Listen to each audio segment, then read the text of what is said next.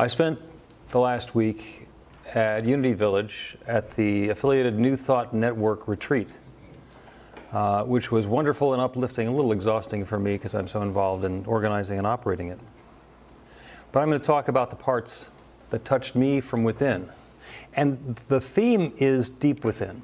That's what we went for this year. And part of that was because we were going deep into the bench strength of the people who were at the retreat anyway. So we had the people who have been gathering there and put them on stage so we could listen to them.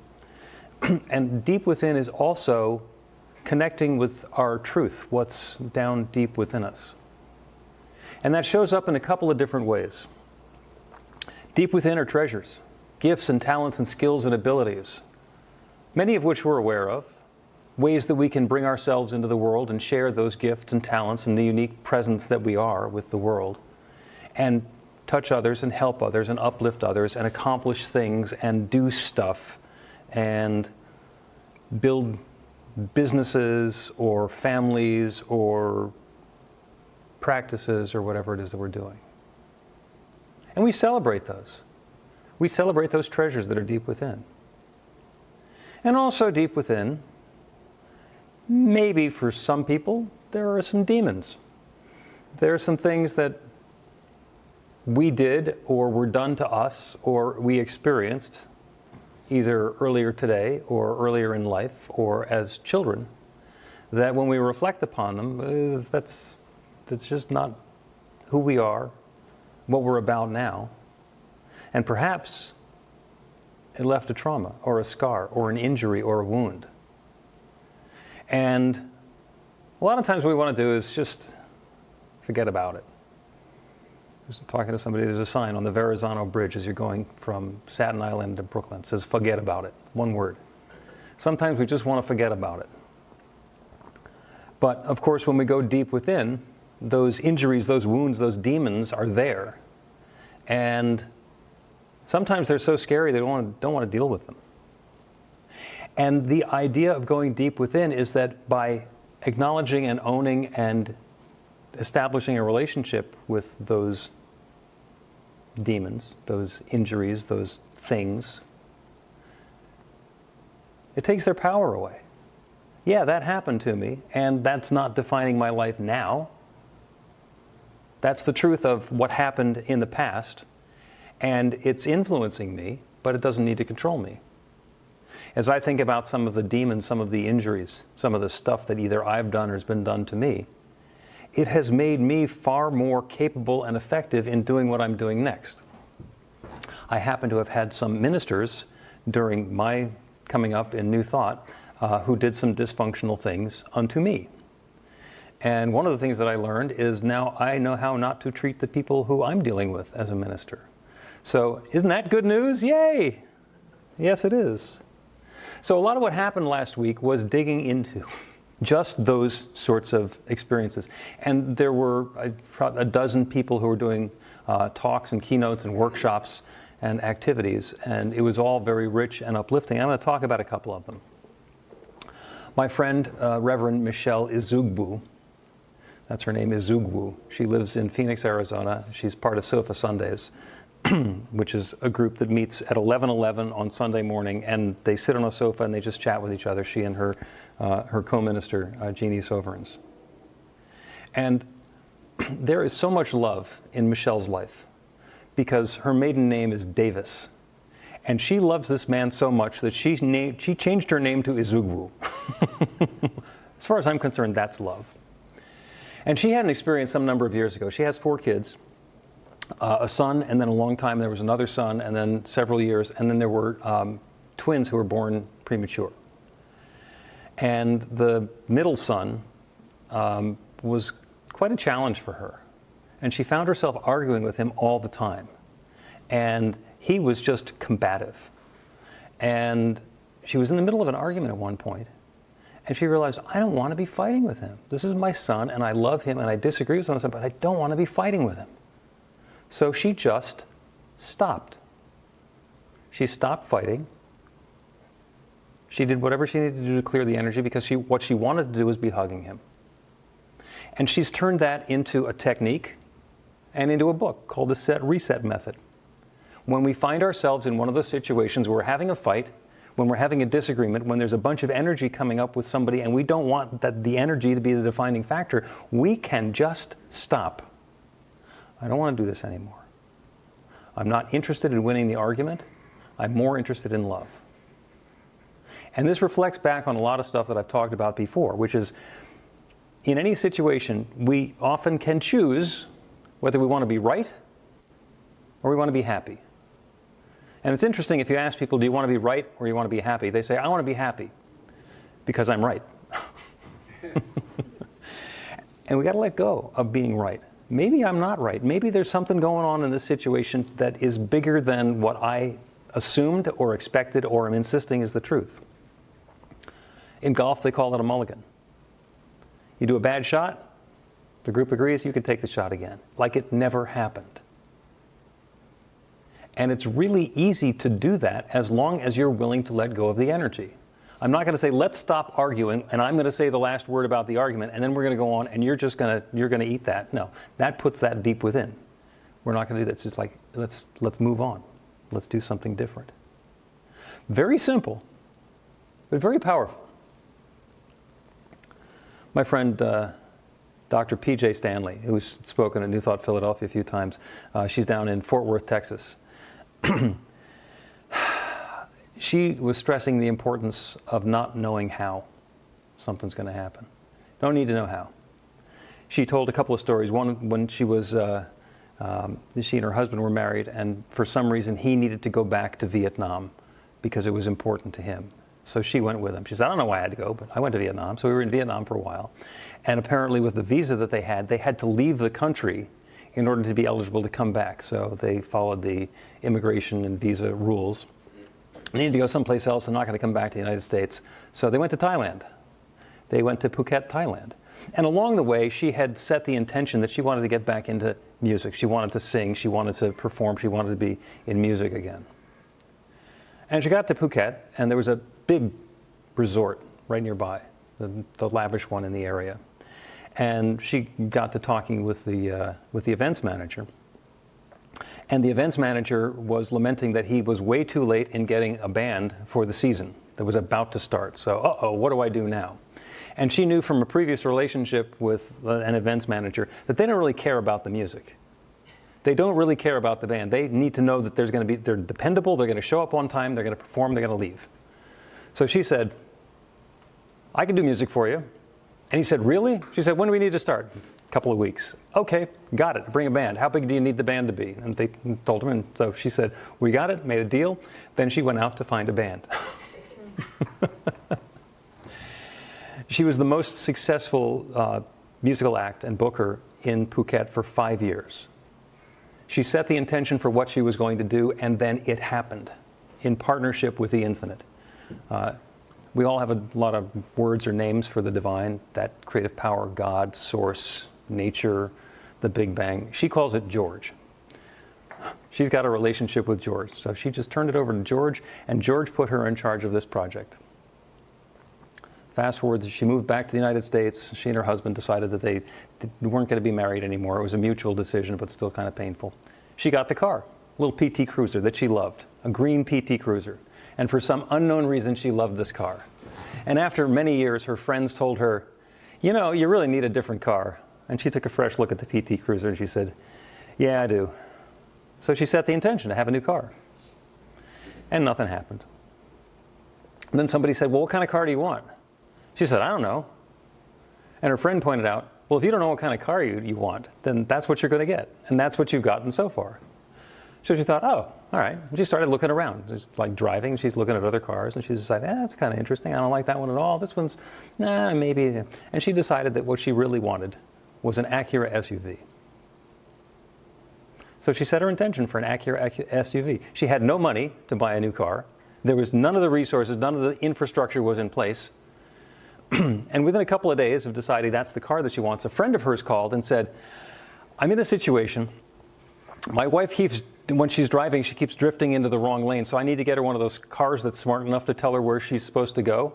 So would you take her old car? An Acura SUV. And it fell into her lap.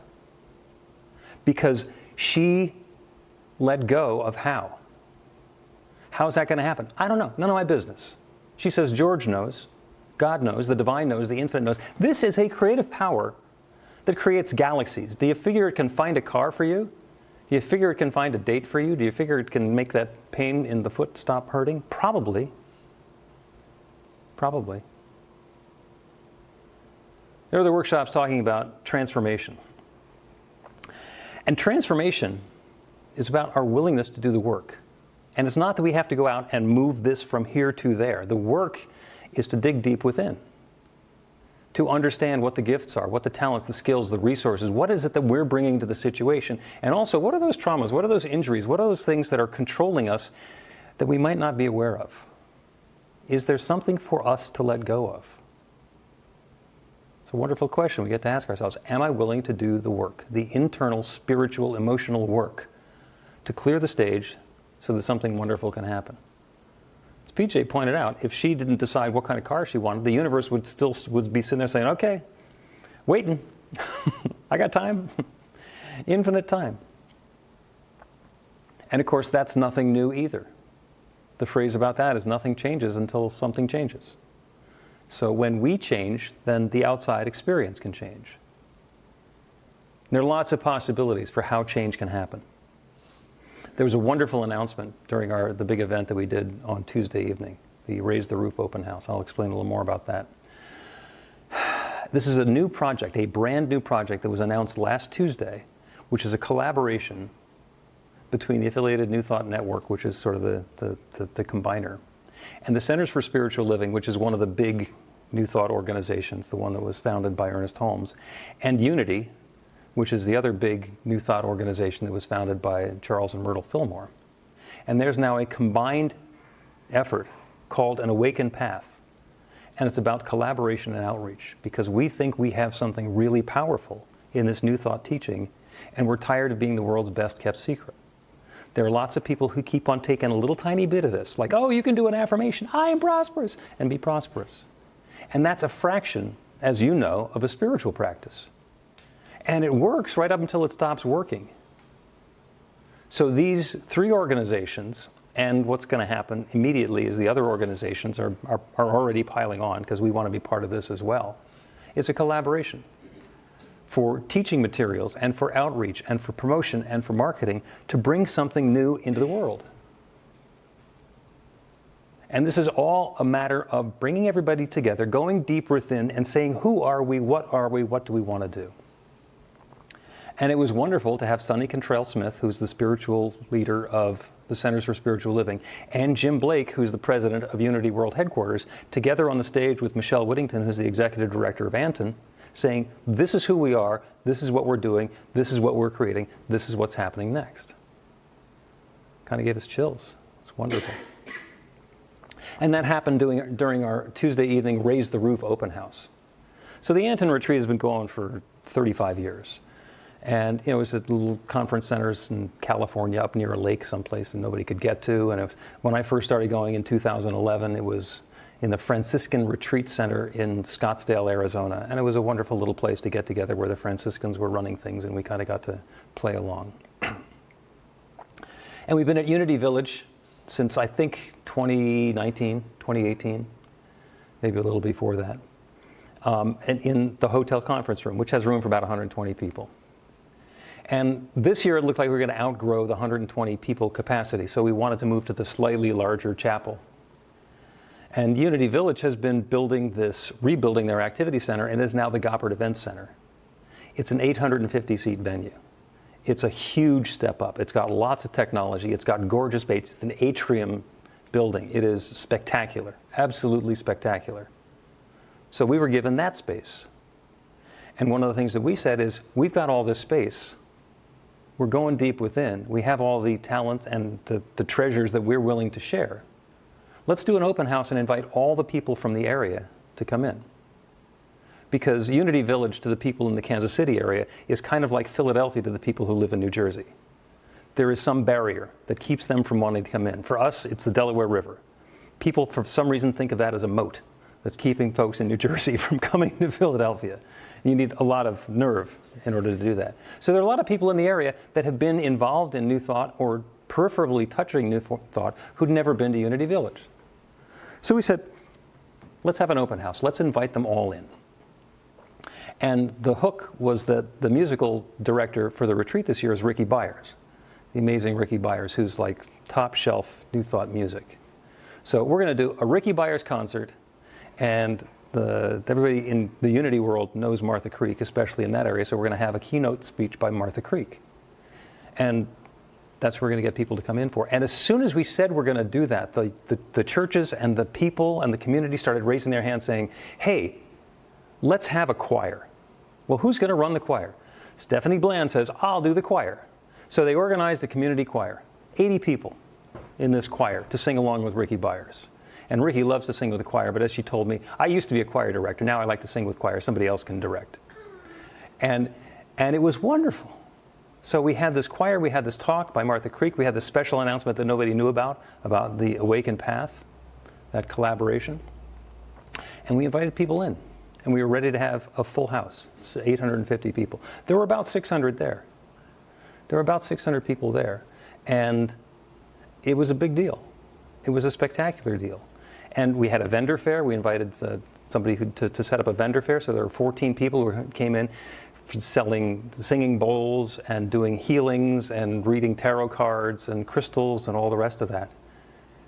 Just add some richness and some fullness and some complexity, to be honest, because, as one of the people organizing, it was complexity. And when you do something like that, you never know if it's going to work. So we had the vendor fair, then we had the Raise the Roof open house, and then we had a candlelight walk on the Unity Village Labyrinth, which is a 90-foot stone paver labyrinth. It's the largest one in North America. And Anton is the group that puts the candles out every year, and we walk the labyrinth. So we invited everybody to join us for that. And when you do something like that, you never know how it's going to land. So we got an email back from a woman who attended. I'm going to read the email for you. Tuesday night, my 13-year-old son and I entered the R.D. Goppert Event Center at Unity Village for a concert by singer-songwriter-composer Ricky Byers.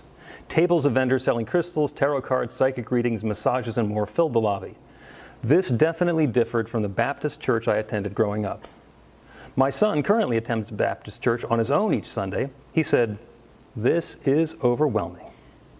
I asked him if he wanted to go, and he said no. He skeptically watched as the choir began to dance and sing.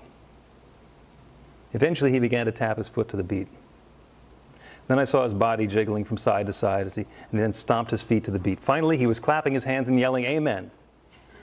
I felt so much gratitude to have found a place where he could come and be safe and accepted. I love music, and the music felt like a Baptist church at a revival when the good music happens. And that's how Ricky Byers describes it. She's doing a revival. It's a New Thought revival. Continuing, before I knew it, we were both clapping and dancing. We cheered and hollered. We raised our hands above our head to raise the roof. After the concert, he asked to purchase a crystal bracelet that would help him with emotional regulation. He decided it wouldn't hurt or be anti-Baptist. Next, Reverend Dr. Martha Creek came and schooled us on the current state of New Thought. She affirmed with conviction that everyone is welcome. She repeated, everyone is welcome. Tears fell from my eyes. I knew God was there. The unity, goodness, joy, light, optimism, and intention were all palpable. I whispered to my son, "Isn't it cool that God is in here?" He said it was. And then I reminded him that wherever he is, God is, because he is one with God. What a powerful notion to believe that we are inherently good and worthy rather than separate from a God to be feared.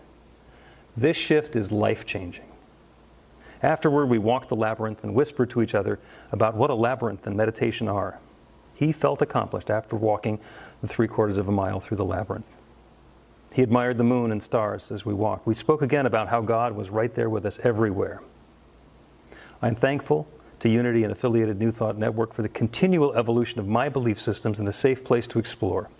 I'm eternally grateful to have the opportunity to teach my children that God is good, God is always in them, and they are good in their own very existence.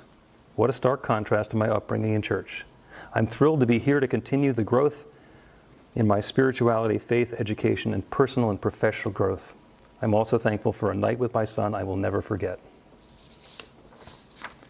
We don't know. We don't know when something we do is going to be transformational. We do And we see, and sometimes we hear back. In his keynote, Robert Brzezinski reminded us that we are the ones we've been waiting for.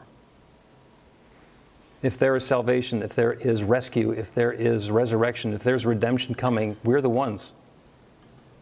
Not to find it, but to be it. We are the ones we've been waiting for.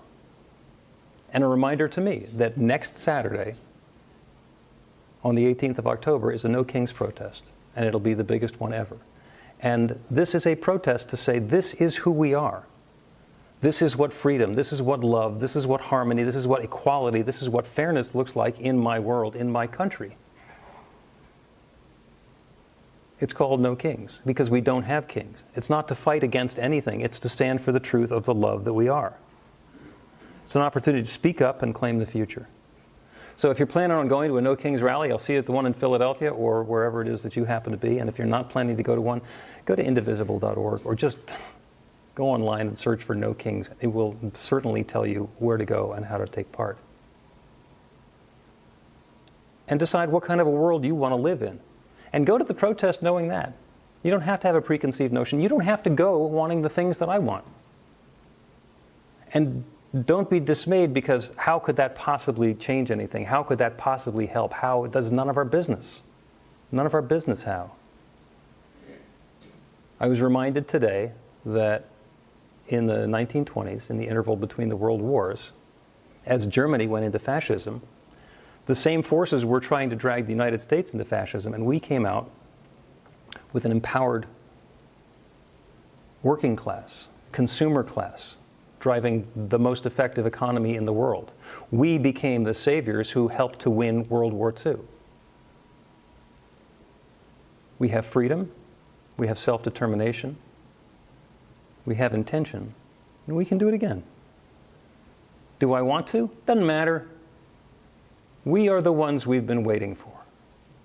And if it seems overwhelming and inundating, we've announced again, Anton and New Thought Philadelphia are doing another listening session. And this is going to be the day after that. It's going to be on the 19th, 7 o'clock Eastern Time on Zoom.